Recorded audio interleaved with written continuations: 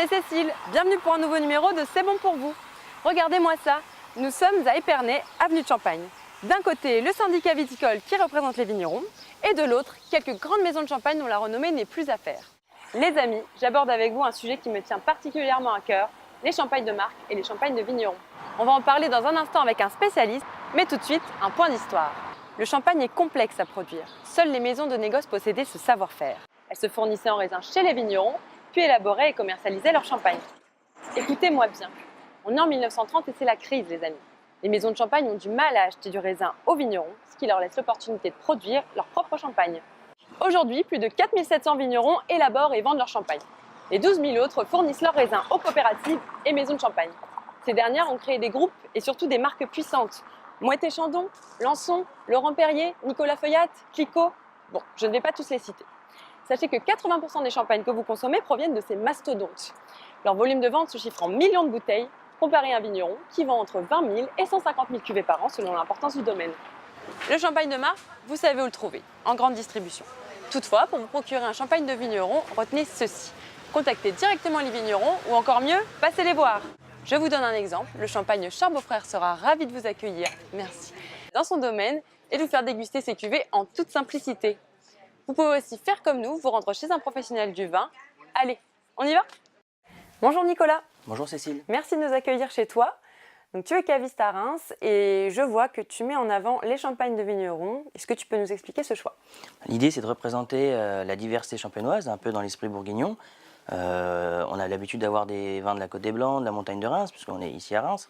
Mais l'idée c'est de représenter aussi la vallée de la Marne, qui est plus du côté de Château-Thierry, et bien sûr le vignoble de l'Aube, proche de Troyes, pour vraiment montrer ce que c'est que la diversité champenoise, les différents terroirs. Et alors, selon toi, quelle est la différence entre ces champagnes de vignerons et les champagnes de marque? Alors c'est assez simple. Une maison va chercher à créer un style propre à la maison et elle répéter d'année en année pour que le goût soit toujours identique. Un vigneron va chercher à jouer sur l'effet millésime, l'effet du village, son style à lui et puis ses différentes parcelles. Et selon toi, alors qu'est-ce que c'est un bon champagne? Un bon champagne, c'est déjà un champagne que l'on aime, un champagne pas trop dosé. Oui. Alors qu'est-ce que le dosage? Alors le dosage, c'est la liqueur, le sucre qu'on ajoute après le dégorgement et qui va faire la différence entre un champagne brut nature, extra brut, sec, demi-sec, etc. Selon moi, à 10-12 grammes, c'est déjà trop dosé, on perd cette identité et quelque part le champagne est maquillé.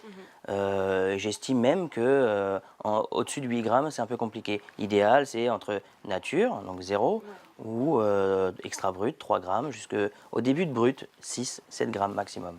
Après, l'idée, c'est d'avoir un équilibre dans le champagne. Est-ce que selon toi, un champagne de vigneron est plus créatif qu'un champagne de marque?